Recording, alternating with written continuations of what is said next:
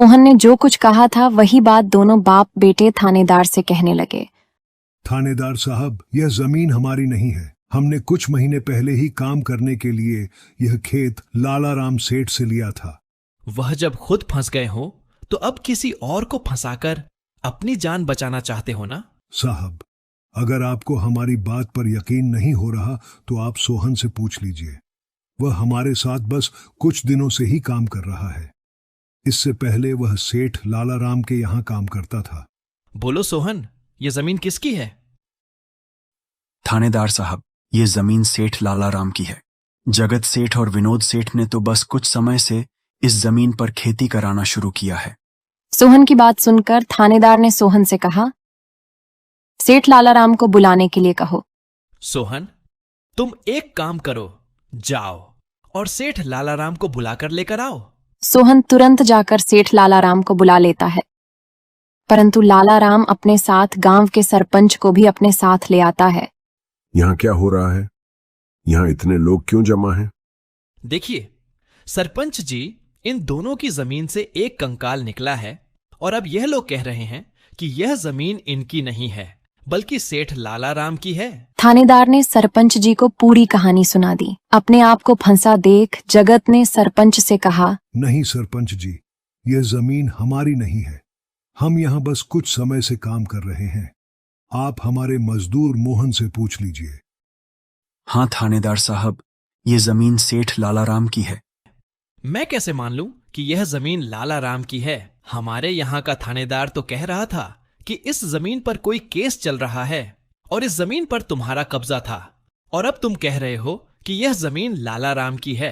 नहीं साहब, हमने लालाराम के साथ धोखा किया था। हम बस इस जमीन को हड़पना चाह रहे थे, लेकिन अब हमें यह जमीन नहीं चाहिए। अगर आप चाहें तो हम केस भी वापस ले लेंगे। थानेदार साहब, आप जाइए, बाकी का काम अब हम संभाल लेंगे। सरपंच के कहने पर थानेदार वहां से चला जाता है। सरपंच ने लालाराम से कहा, अब बताओ, यह कंकाल यहाँ कैसे आया? तुमने किसे मारकर यहाँ गाड़ा है? अरे साहब, ये तो नकली कंकाल है। इन दोनों ने मिलकर मेरी जमीन हड़प ली। मैंने और मोहन ने मिलकर यह तरकीब सोची थी ताकि इन दोनों से सच निकलवा सकें। लालाराम की बात सुनते ही दोनों बाप बेटों के पैर तले जमीन खिसक गई।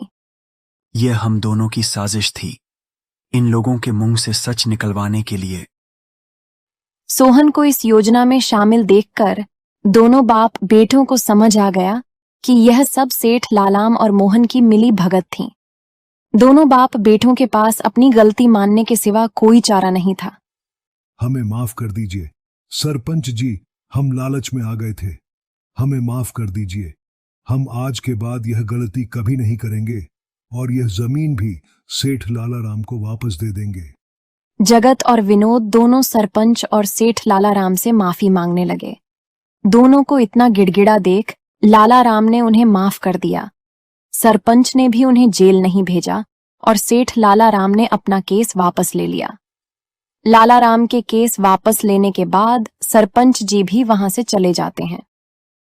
धन्यवाद सेठ लालाराम जी, आपने हमें माफ कर दिया। आज के बाद हम ऐसी गलती कभी नहीं करेंगे। जगत, कोई बात नहीं, मैंने तुम्हें माफ किया। बस याद रखना कि एक जमीन के टुकड़े के लिए तुम अपनों के साथ कभी गलत नहीं करना। बुरे समय में तुम्हारे अपने ही तुम्हारे साथ खड़े होंगे।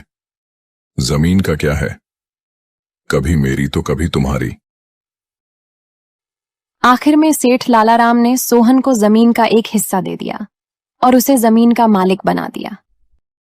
सोहन, जैसा कि मैंने वादा किया था, जिस जमीन पर तुम काम कर रहे थे, आज से वह जमीन तुम्हारी है और अब तुम उसके मालिक हो। नहीं मालिक, इसकी कोई जरूरत नहीं है। याद करो सोहन, तुमने मुझसे क्या कहा था? बस मेहनत करते रहो, एक दिन तकदीर का दरवाजा जरूर खुलेगा।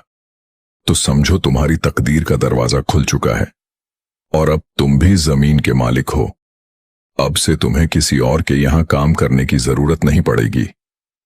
इस तरह मोहन ने अपनी मेहनत और बुद्धि से सेठ लालाराम को उसकी जमीन वापस दिलाई और दोनों ठगी करने वाले बाप बेटों को भी सबक सिखाया। इस तरह मोहन ने अपनी मेहनत और चतुराई की मदद से अपनी फूटी किस्मत बदल दी और अब वह भी एक बड़ी जमीन का मालिक बन गया था।